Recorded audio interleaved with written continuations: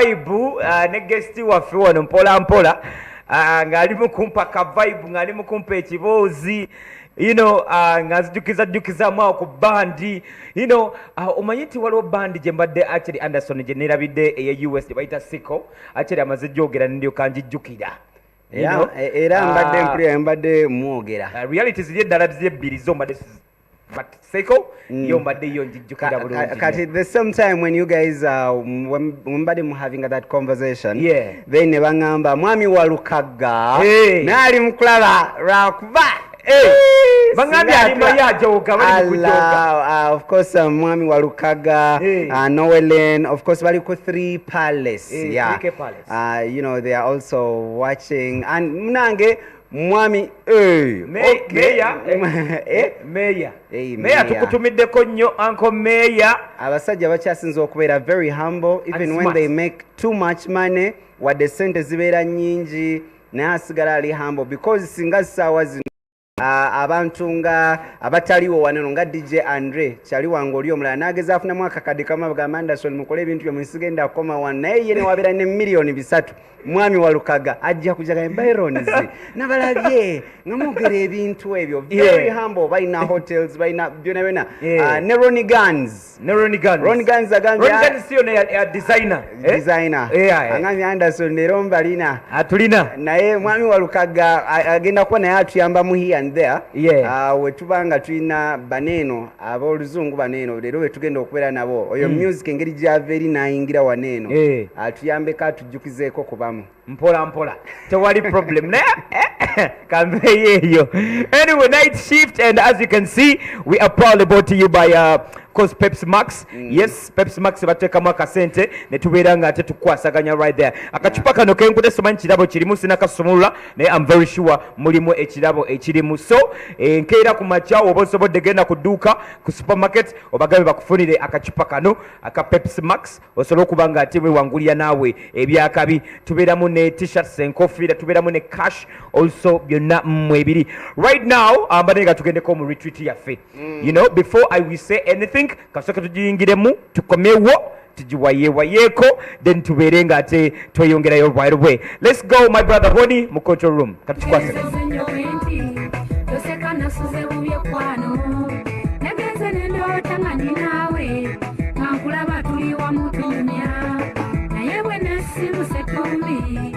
nembanga kwatibwe tango kirekyo neziyambala matomo n'obudde bwakedde ntudde ate mwene gyesulo kimanyi byebigere bindeese okulaba amanya gange nze Nabwami Grace abasiba obungi bakazaako lya Nabwami Jack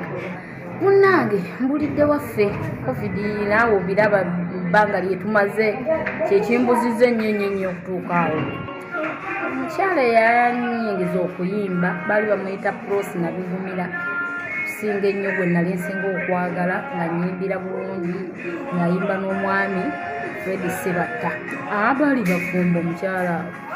omwami Fred Sebatta ow'Amatendo n'omukyala Prosi Nabigumira yali yansikiriza okuyimba nze nzaalibwa Mukono Kiyonga ng'oyisiza ku Centrite Enkoma ekibiina kye natandikiramu ddala okuyimbiramu baali bakiyita Kabuladda Professional Singers ekyomugenzi Amani Basudde nenvaamu nengendako kulabako Gita Singers ekyo nakyo ekyomugenzi Paulo Kafeero kati awo bwe navaamu netukola Riders n'omugenzi Harriet Kisaakye era yali nannyiniyo naye ffe twagitandika era nze omu ku bayimbi be yatandikirako okugamba waayi Grace nti jangu tukole group nemugamba tukole group era netugikola nebeerawo Katonda ebyembi Mukama Katonda Kisaakye n'amutwala kati ndi nzekka simbadde sirina nnyo group naye nga ngenda nenkuba ebibaluwa bwento nenkomawo badde nkyayimbanga nga bw'obimanyi ebyaffe ebyabayimbi nti otuuka ekiseera n'ogaa nti ate kati kanzirukanyeeko ku emirimu emirala nayina emirimu emirala gye nnali nkola naye olwa covid ate nagyo baali bagisibye nga tebannagigula naye ekyamukisa omulungi nti nze yatugudde abayimbi n'ab'amabaala nayina ebbaala olweyogerere Mubanga lye maze industry sinzo okunyiza ennyo mu biseera bino abakulembeze baffe tebatuyambye mu biseera bino ebya corona. Naddala omukulembeze ow'akadongo kamu DJ Kikofiira talina kyayambye bayimbi b'akadongo kamu. Ekirungi kye neenyumiriza mu bbanga lye mmaze nti musiki agenza akuze lwakuba nti ow'akadongo kamu abaana baleeta omuliro naye nga naffe era gyetuli era tukuba mpolampola. Anti kati ekireeta obuzibu nti ye edda watuulanga n'omanya ngenda kuwandiika ku kino n'otwala obudde okumala nga wiiki 2 namba owandiika ensobi n'ogolola, naye kati ono omwana oluva wano agenda mu studio kasitaafu n'engoma n'agenda mu studio nga n'oluyimba taluwandiisa wadde ku lupapula n'akuba bukubi ebigambo ebimujjira byateekawo, so nga ate ffe twakwatanga ekitabo n'omanya nti ngenda kuyimba ku mukwano n'omanya ngenda kuyimba ku maka. Kati nganze oluyimba lwange lwe nasookerako ddala amayisa g'abasajja bannanga abasajja bakyuse omwana wange gwe nnina omuwere n'amukola nti anze omwavu nti natuula nemmala wiiki nga 3 nemmanya mpandiise ku maka kuba ebiseera ebyo nali era sinnafumbe. Ebiseera ebyo studio ezaaliwo waaliwo Kasajja and Sons gye lwafulumira, ne wabeerawo HK, ne wabeerawo Tubulo, ne wabeerawo n'omwami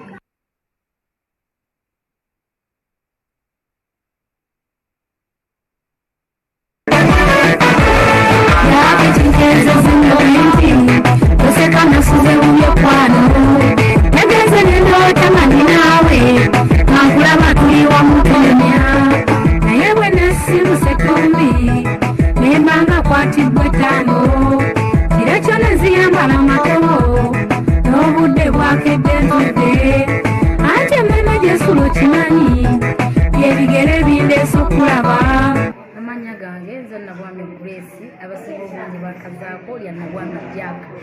Munnange mbulidde waffe covid naawe obiraba bbanga lye tumaze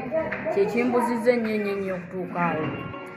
Omukyala eyanyingiza okuyimba baali bamuyita Prosi Nabigumira, kusinga ennyo gwe nali nsinga okwagala nga nyimbira bulungi ng'ayimba n'omwami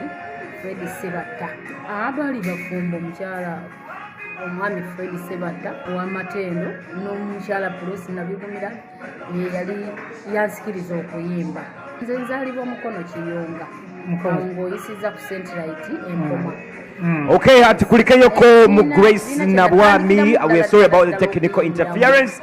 Netujja kikwasaganya mpola. Right now, kasaka nnyo nakwetawanya nnyo. Of course, omukulu Alfred Kalondoozi tumulina in the building, tumulina mu kizimbe all the way down. Ngera nga bulijjo Eva Smart. Akasuti keeko kano kosi kakimeme omanyi waliwo kaliruze keyatugamba kabaita kimeme kano kosi kakimeme era nga tuli naye mu kizimbuga mutya Uncle Alfred. Ni bulungi ene suit bagita tan suit oba gimita kachi suit eno ena kyebe ennyonnyola kubanga mu kwambala tuba tuyina kye tusignaling oba tuba tuwa message kati ne suit ebira yabamufuna mpola era mawanga gali agakuze President wa mawanga agagamaanyi kati nga America gamba nga Bungereza ba prime ministers tabakirizwa kwambala masuti bwega olw'ensonga nti gaba ga class ya wansi muko so bw'ajambala mu masuti gebamuwa ag'omwaka omulambe 365 abanga alaga nti eggwanga terisobola kumwambaza class gy'abagwana. So nze njambadde olw'ensonga nti ndi happy era njagala okubagamba nti tuli mu mwaka mupya osobola kugaba bibiri guno omwaka ekisooka kwagala ekyokubiri kuyamba. If you can give out love then and if you can give out a supporting hand Katonda ajja kusanyuka muko. So nze ndowooza nsobola okwenakuwazamuko Katonda nembako gwe nyamba in one way or the other. So nenga Anderson omukulu omulaba wanyiridde ttama olaba ebiseera ebisinga nze the first time when we were here together era naye asobola okwogera amazima naddamu nenkuba essimu emirundi 5 nga njagala banteeke mu classes njige bino ebintu. But let me bachali bange kambanyumizeyo akantu kamu. Muyinza okulowooza bino ebintu by'abayimbi ba DJ ebya entertainment ntino bya kiyaye katutandikire ewali Yesu Katonda oba Jesus oba God stani okujja waliwo yali akubaraga nze music muyita raga yali akubaraga nalabanga asobola okumwesimbamu nalabanga gwe toyinza kubanga okubaraga kati ye ngaawulira lwakuba akubanyo raga ona amuli above asobola omusinga namusindika genda nebirawo music kyekintu ekiyinza okwera oli n'abanga agudde eddalu najjamu n'engoye Michael Jackson yayimbanga nga ayinza n'okukwatako n'ozirika n'ogweri n'ozirikirawo ambulance nga zitwala butwazi revolutions zibadde okuva Jamaica okuva South Africa because of music so bino ebintu si byakyaye kyeneebaza Mukama nti ne wana e Uganda nakyo kituuse nti man music it is serious business ba President Obama omulaba muno yaliwo tulina ba Clinton tulina basimanya Trump tulina bani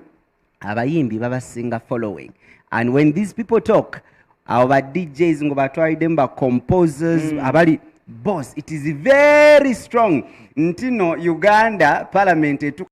no wano tukyusembwe because these people are influential so wetujja waneno ne tubanga tweyogeza tubitwala muno biri lightly bijjako ne government revolution number nebera music raga ngoli agenze mu ka studio DJ nazanya akayimba so it is very very serious temukitwala nga mu bya Katonda mu ebiri amatali gakuba abantu ne bawona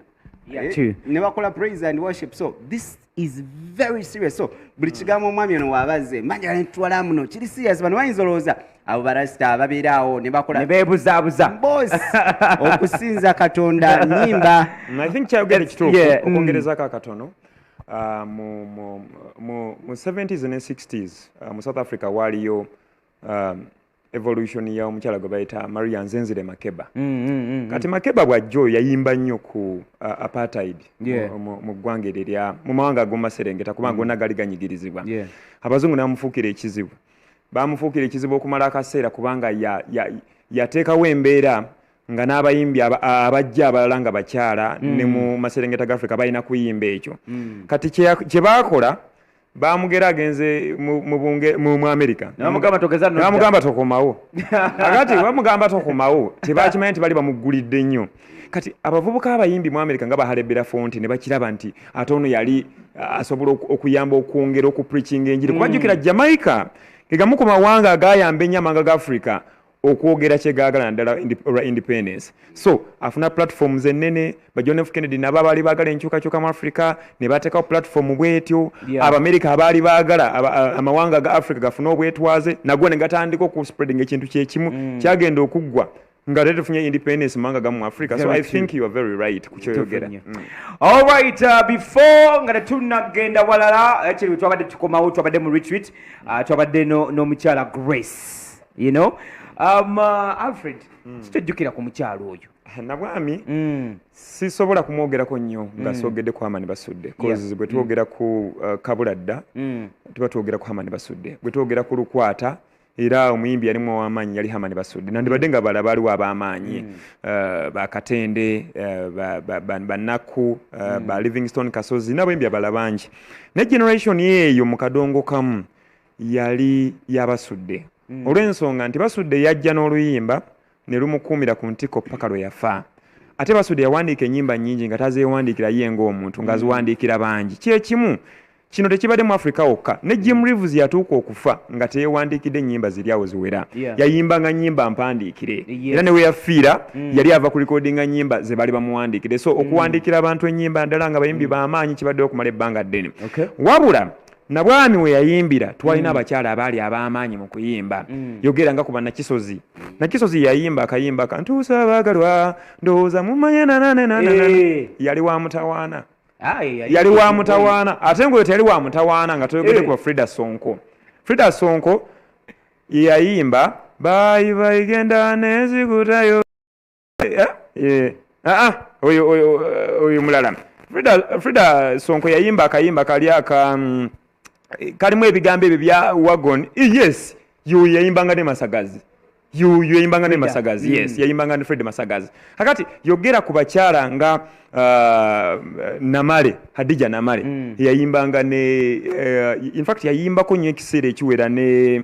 ono taata wa Kawalya no Ecclesiastes Kawalya so abo baali b'amaanyi by then so be bakyala abaali ab'amaanyi waliwo bandi y'abakyala banantamegwa by then nga kibiina ky'abakyala bokka nga bayimba bamutawana so bannabwami bayimbira nnyo mu bandi etaali mu bakyala naye nga abakyala abaaliwo abaali ab'amaanyi so I think mu kiseera kye simujjukira nnyo okuggyako yogera ku ba Margaret Nampa yogera ku ba Sise Nakku baali bakyala nga bayimba kubanga Nakku oyo golaba yalumbako basudde ebyaddala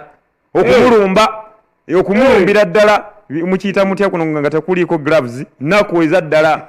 basudde naye n'amulumbye n'amuvuma n'amwonoona omanyi wegamba batwala ebbanga kingaawo bali mu kwevugaavuga ate ebbanga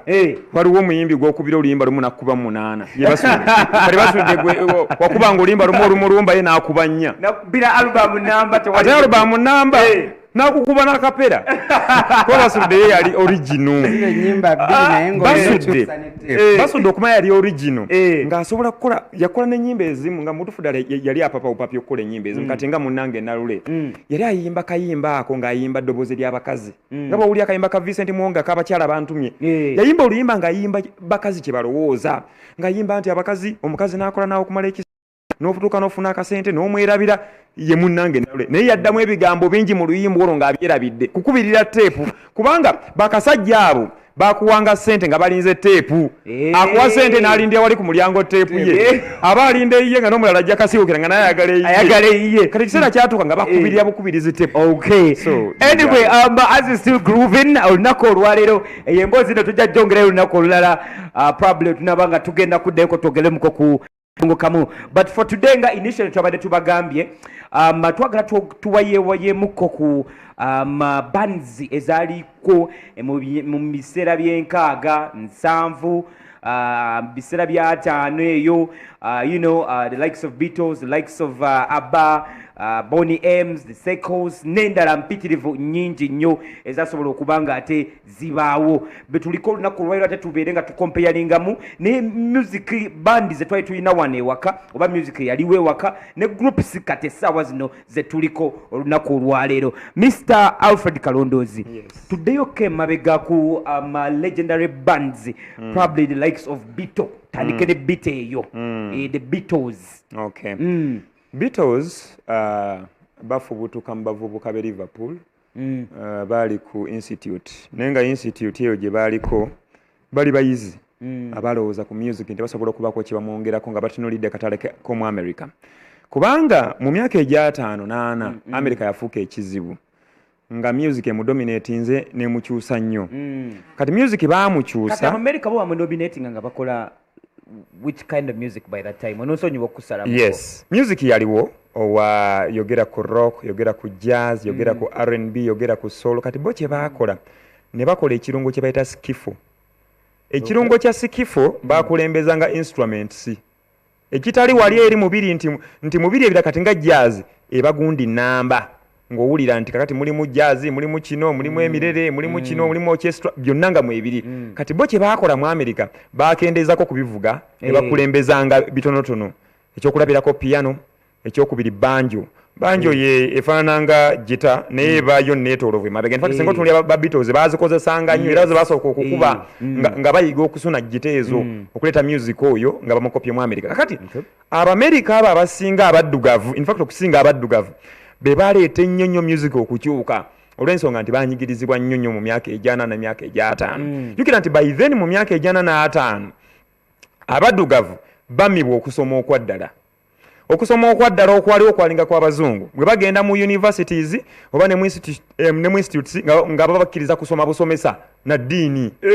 kakati nga tebabakkiriza kusoma mateeka n'ebirala bibafuula active mu mbeera z'obulamu obwa bulijjo kati kye baakola ne bayingira ennyo music ne boogera kye balowooza ku mmeeme zaabwe kakati badominatinga nnyo awo wonna mu America mu Caribbean awo wonna ne Jamaica okusinga ennyo okukirira mu Jamaica in fact njala okugamba nti n'Abajamaica music omu gwe baakola baamujja mambuka mu America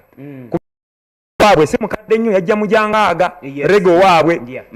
baamuruutinga kuva mu America abo abaddugavu abaali okubanga era be bamu kutwogera ku America slavery yatandika mabegako mu America mu myaka nga gya 1600 before nga n'aba Jamaica tebana bakuba ba Jamaica tebo bajja luvannyuma nnyo aba Spaniard be batandika embeera y'okutondawo Jamaica in fact bagitanga Jamaica ejje bali bataddewo akawanga kaabwawo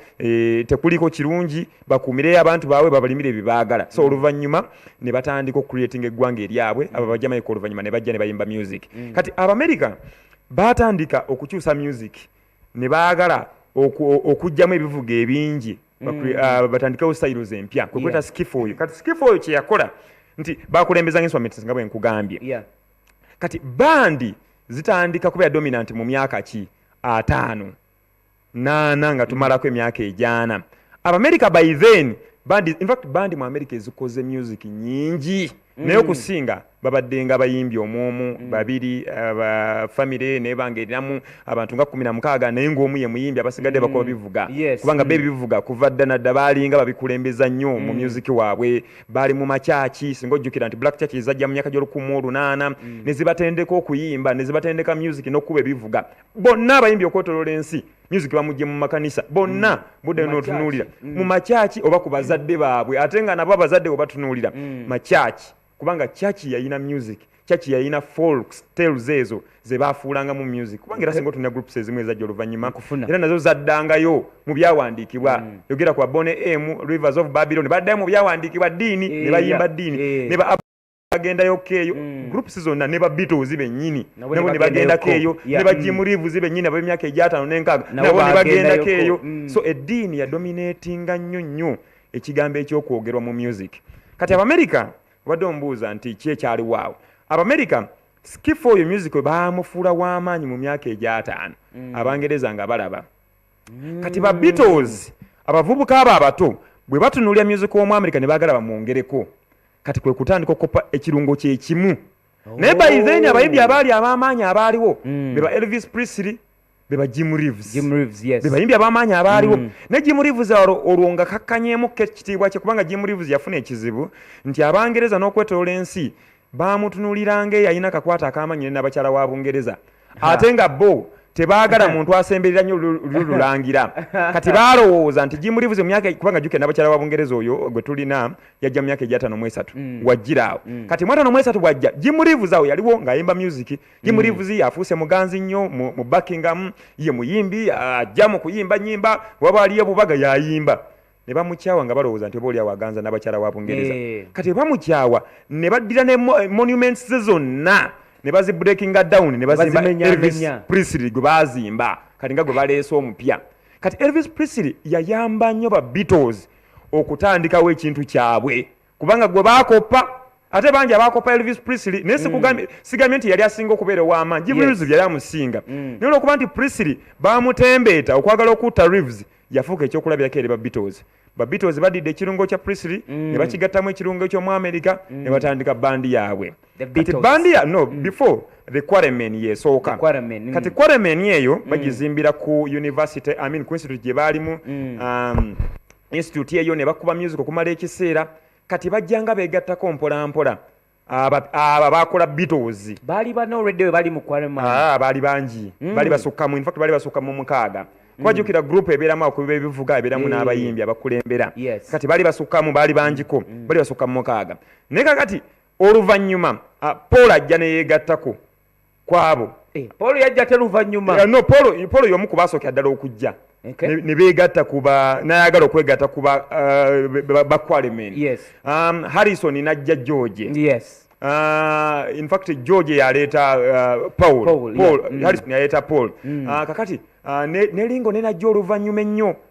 kati bwe bajja ne beegatta ku Quarrymen eyo yatandika okubreaking empola olw'emisomo bali abavubuka abamu ne badde ku misomo gya kuba bali bavubuka bato twogera ku bavubuka bali ku myaka egya 18 years 13 years 14 years benjogera ku bali bavubuka bato kati abamu bagenda misomo gyabwe mu maaso ne beeyongerayo bana abavubuka ba John Lennon ne batabukira ekikiri nga balumba amabaala ye Liverpool baserengeta London bagenda buli wamu muziki nga gwe gukutta kati mu ggwanga erya Bungereza kakati ono George yasooka okujja okwegatta ku John Lennon kati bwamwegattako ajja nabivuga kuba bonna bali okubiba bivuga mu kusooka nkuwulira aleeta ebivuga abiteeka mu ttiimu amugamba ninayo n'abanga abalala betusobola okwongerako mu ttiimu eno olwo baleeta Paul naye yeeyongerako olwo baleeta Lingo naye yeeyongerako naye abasinga abo okusinga bali bakuba bivuga nga si bayimbi kati okuyimba ennyenyi yali asinga okuyimba mu gurupu eyo yalinga John Lennon naye ne bano nabo baali bayimbi ate nga bayiiya balungi kati nonze nali manyi bulijjo Paul McCartney yali kabaka. For more of that we are coming back at tugendeko mu ka break tubere nga ate tukomawo omuganda ng'emboozi tusumulula nsumulule okitegeera with my brother Anderson and Reggie ajja picking up Andre mpola mpola ajja picking up tetulina problem si bwe kiri Anderson ajja picking up mpola mpola si bwe kiri katugende ko tukale mu kusente and of course we'll be right back to the night shift.